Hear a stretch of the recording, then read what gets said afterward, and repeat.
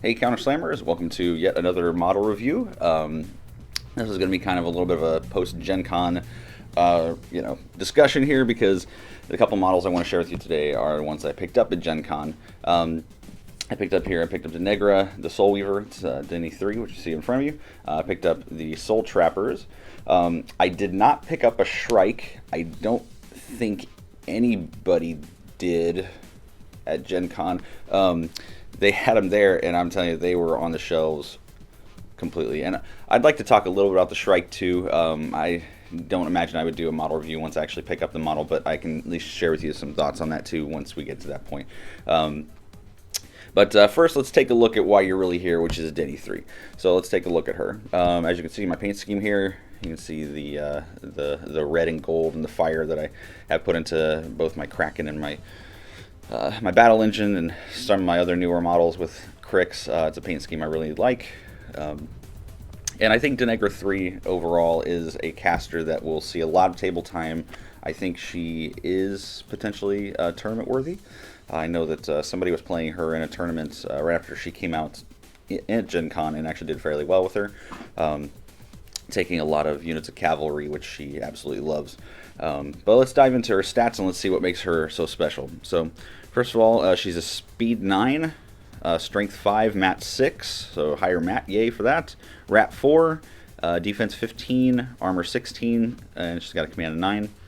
She is undead still. She actually does have a little perforation in her stomach. A lot of people weren't sure if that was on there or not, because obviously with the new Haley having her human arm back for whatever reason, Deneghra has not been healed. She is still undead.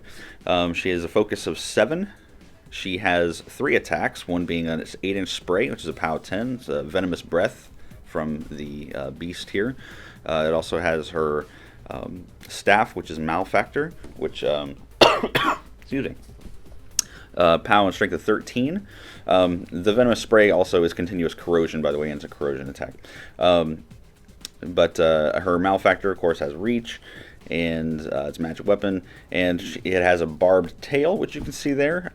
It does not say that it has reach. Again, a little weird on the tail thing. It's only a POW 12 too, which honestly I was a little disappointed in. I wish they would have made it higher. I can kind of see why they didn't. I think it has to do, there was a misprint on the War Room where it says a POW 17. Everyone's like, is it really a 17? And no, it's not. It's a 12.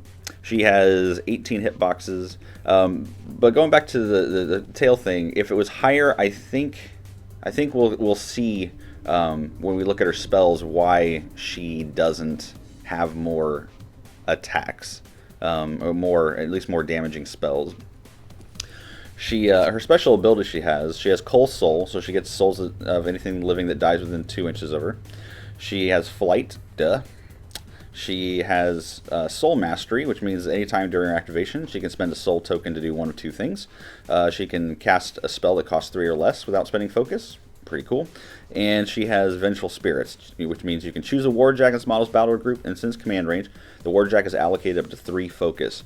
So, and she also has Soul Weaver. It says during its activation, the model can choose a friendly model in its command range with body count, Coal Soul, Soul Collector, or Soul Taker. Remove any number of soul tokens from the chosen model and place 1 soul token on this model for each token removed.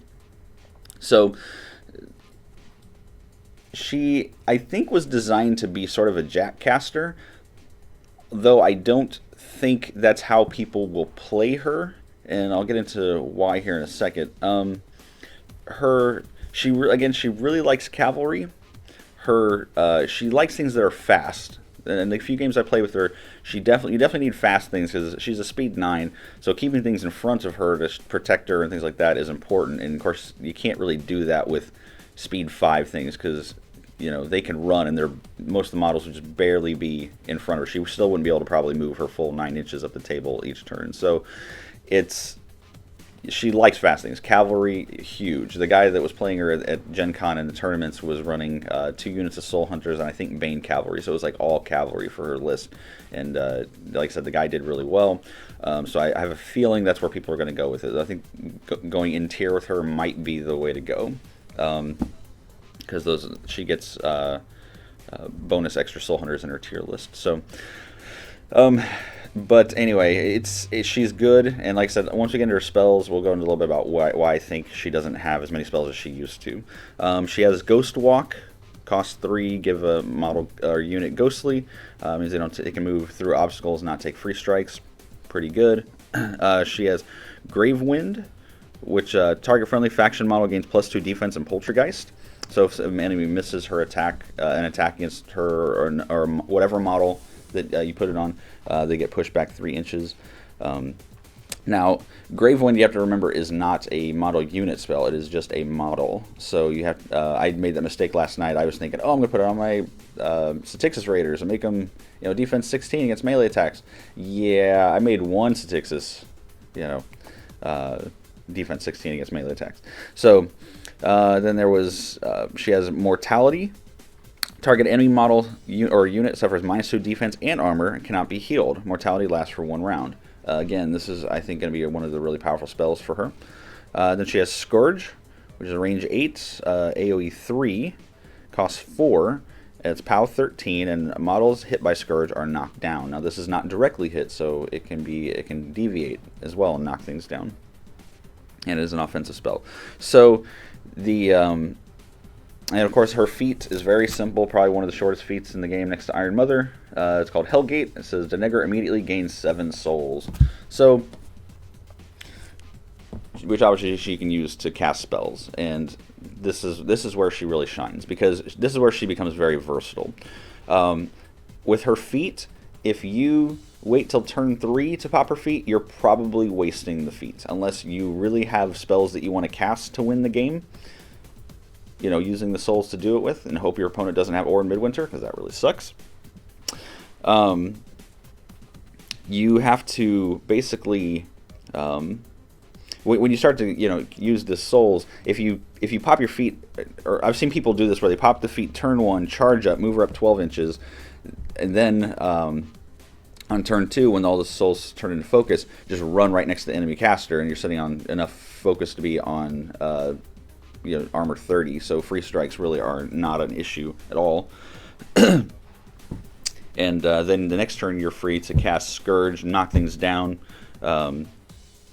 Mortality, or anything else that's close by that can knock things down, or drop the defense and armor on things so that your stuff can come in and kind of clean up behind you. So, again, a very interesting way to play her. The reason why I don't think they gave her an offense spell like a POW 12, her main one that I know she always had in her other versions was Venom, which is an 8-inch spray, which they kind of gave her her ranged attack to her little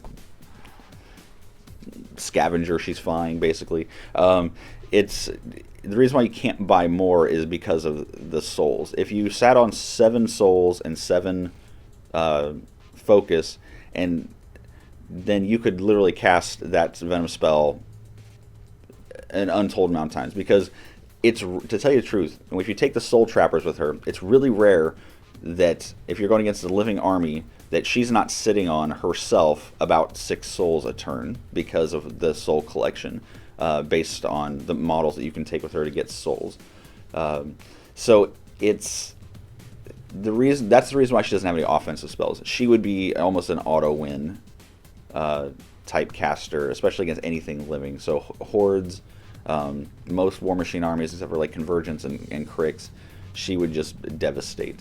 And that's kind of where I think the reason why she's limited to the way she is, but she's still really good. And I think the more people play her, the more they'll see how really good she is. Now, what's really funny, if you guys want to get into it, is that if you take her in a spell draft with that feat and that ability to cast spells that cost 3 or less, you can have some serious fun with that. So if you get her and there's a local spell draft or a spell draft at a private press tournament, take it, because I tell you, you will probably have more fun than anybody else in that entire arena. So anyway, it's Deneghra 3. I really like her in the games I played against her. She's done really well for me, and I'm really happy with the turnout, and I think that she will be very good. It seems right now people either love her or hate her on the forums. They think she's just a weaker version of Terminus. She's a much different caster than Terminus. She can go jack heavy if she wants to, throwing 3 focus out to Scavengers and Ghost Walk, or 3 focus out to, you know, a Colossal would be stupendous with her. Taking the Battle Engine is an option. Being able to get souls with the Battle Engine and transfer them to her is another great ability.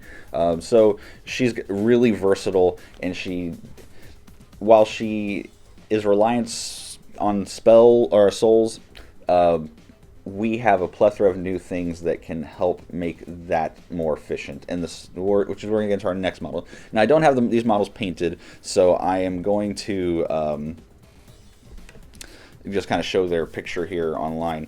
But the Soul Trappers are a stupendous model. They are amazing. They're a great 1-point option, and especially with anything that needs or wants souls, Asphyxious, Venethrax, gosh, I'm trying to think of who else. The Denegras, any of them that can gain souls. If you're taking Deathjack, these guys are really good. If you're taking, gosh, I'm trying to think of some other ones here. Anything really with the Cull Soul ability. Pistol Wraiths, I mean, these guys help make those things a lot better. Now, their defensive stats suck. We'll get into their stats here. They're Speed 5, Strength 4, Mat 5, Rat 3, Defense 11, Armor 12, Command 5. So, Defense 11, I mean, these guys are getting hit as easy as Legion War Beasts. So, Defense 11, Armor 12, no hitboxes. So, they take any damage, they dead. And they have 1 attack, which is a claw attack, and it's a power strength of 8. So, you're obviously not going to be using these guys to attack anything, and their defensive stats suck. But they're a Soul Collector, and they get models... they get soul tokens off of living enemy models destroyed within 10 inches of it. So this increases our range to be able to get souls from things that die around us. And you can also use those souls to buy and boost attacks if you want to be desperate enough to need that. And then you've got the Soul Transfer ability, which is a star action. It's range 5. And it says target friendly faction model with body count, Cull Soul, Soul Collector, or Soul Taker. If the model is in range, remove any number of soul tokens from this model and place 1 soul token on the friendly model for each token removed. So this is a good way to get models to Deneghra or to your caster or to whatever model you want to put souls on. What else? The reason why these are such a great 1-point option is that you can take up to their FA3, so you get 2 of them for 1 point, which is awesome. So, but what I've found is what you really want to do with these guys is almost daisy chain them. So when you move up the field, you want to have, you know, them within 5 inches of each other moving up the field, so that way when they get the souls up front, they trickle them down to the model, to whatever model you need to get them to, like say Deneghra or whatever. So that's the reason why you want to take multiples. Like I said, they're a fantastic 1-point option, especially for a lot of us who don't want to take machine wraiths because we're going against a lot of hordes, or we're taking you know, you're not taking a lot of jacks, so you don't need necrotex or scrap, you know, and the explosivity of scrap thrall sometimes isn't very manageable or practical. Soul Trappers are a great 3rd option for us, so or 4th option, I guess. So if you guys want to try them, I highly recommend it. I didn't think they were going to be that good or effective. They've been tremendous, honestly, in every game that I've played. So especially with Deneghra too, it's been awesome. So anyway, I said I'd mention a little bit about the Shrike. The Shrikes, they are obviously they have the ability to trample, and they don't take free strikes when they trample. There's a cool little trick that I found with the Shrikes that I don't know if people have thought about yet, and that is with Iacos. If you take Iacos and 2 Shrikes, and you could take 2 War Sirens with you too, run up the field, and basically give the you could run Escort with Iacos, and that would give them +2 speed. You could give them with the War Sirens, you give them the focus to trample, and under say Peace Scar, obviously if you're playing Peace Scar, this is a really great one because they would get boosted attack rolls. But if you take them and you cast Iacos' 2nd spell, which gives your models in your battle group grievous wounds to their models, not critical grievous wounds, then anything you trample over that takes damage will basically you'll basically have grievous wounds to them. So you could trample over things like living things that heal that could really stop them from being healed. And they make basically really good just trample bullets to go missiles to go through and cause things to not be able to heal. And if you can trample over the person's caster, then hey, the mat 7, you could easily, get to that point where you especially like I said with Peace Scar, where you get boosted to hit, then their caster can't heal, and then that creates a lot of great targets for murder, assassination. So the Shrikes are okay. I think I don't necessarily have any lists per se that I really want to run with them, except for maybe, like I said, the Peace Scar list. I think it'd be fun to try them out with that, but I'm not really sold yet on the Shrikes, and I don't really think a lot of people are. It's the reason why I think they didn't really sell at Gen Con at all. Nobody was buying them, nobody was playing them, so it was really, you may have at Gen Con, you may have bought them, you may have played them. I just didn't see it. So I'd be curious to see your thoughts on those as well. I guess if it comes out, I don't necessarily know that I'll do a model review on the Shrikes, but it was interesting to talk about. I didn't expect them to be at Gen Con. I don't think anybody did. So there was that. So anyway, there was technically 3 sort of model reviews, 2.5 really, because I didn't really go into the stats of the Shrike. But so I hope you guys enjoyed it. Yeah, play Denny 3, play the Soul Trappers. I think you guys will really like them. And yeah, so we will see you guys again on the next episode of Counterslay.